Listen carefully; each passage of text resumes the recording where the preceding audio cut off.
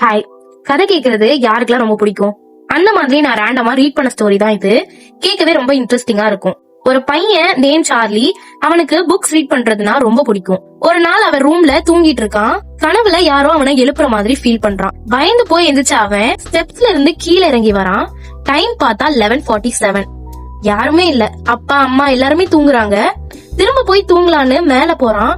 அப்போ அவங்க வீட்டுக்குள்ள இன்னொரு டோரை பாக்குறான். அத அவன் அதுக்கு முன்னாடி பார்த்ததே இல்ல.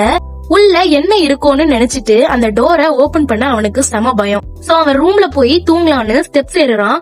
அப்போ அந்த டோரை யாரோ தட்டுறாங்க. இன்னும் கொஞ்சம் பயம் வந்துருச்சு. இப்போ ஓபன் பண்ணவா வேண்டாமான்னு ரொம்ப கன்ஃபியூஷன்ல அந்த டோர் கிட்ட போய் நிக்கிறான். திரும்ப தட்டுற சவுண்ட் கேக்குது. கண்ணை மூடிட்டு அந்த டோரோட ஹேண்டில்ல கை வைக்கிறான். அது ரொம்ப ஜில்லுன்னு இருக்கு. ஓபன் பண்றான். உள்ள பார்த்தா ஒரு டார்க் ரூம். ஒரு சின்ன லேம்ப்ல லைட் எரியுது. ஒரு சோஃபா, அதுல ஒரு புக் நல்ல ப்ளூ கலர்ல க்ளோ ஆயிட்டு இருக்கு. இவன் கிட்ட போய் அந்த புக்க ஓபன் பண்றான். அந்த புக்ல ஃபர்ஸ்ட் பேஜ் மட்டும் தான் ஃபில் ஆயிருக்கு.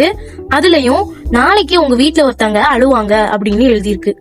பாத்துட்டு பயந்து போய் அந்த டைரிய அங்கேயே போட்டுட்டு அவன் ரூமுக்கு ஓடிடுதான். நெக்ஸ்ட் டே அதே பிளேஸ்ல பாக்குறான். அவங்க வீட்டுல அப்படி எந்த டோருமே இல்ல.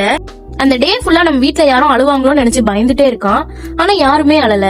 அது கண்டிப்பா ஒரு ட்ரீமா தான் இருக்கும்னு நினைச்சிட்டு அவன் அதை மறந்துருதான். கரெக்டா 8:30 இருக்கும். அவங்க அப்பா போன்ல இருந்து ஒரு கால் வருது. உங்க ஹஸ்பண்ட் ஆபீஸ்ல இருந்து வர வழியில ஒரு ஆக்சிடென்ட் ஆயிடுச்சு. அவர் ஃப்ரெண்டு அங்கேயே இறந்துட்டாரு. உங்க ஹஸ்பண்ட்க்கு கால்ல பிராக்சர் ஆயிருக்கு. கொஞ்சம் சீக்கிரம் ஹாஸ்பிட்டல் வரீங்களான்னு சொல்லிட்டு வைக்கிறாங்க. அவங்க அம்மா அதை கேட்டதும் சத்தம் போட்டு அழுறாங்க. இப்போ இவனுக்கு நேத்து ரீட் பண்ண அந்த டைரியில இருந்த லைன்ஸ் மட்டும் தான் ஞாபகம் வருது. ஒருவேளை அதை சொன்னது உண்மையா இருக்குமோ அப்படின்னு நினைச்சிட்டு நாளைக்கு என்ன நடக்கும்னு யோசிச்சுட்டே அவங்க அம்மாவை ஹாஸ்பிட்டல் கூட்டிட்டு போறான்.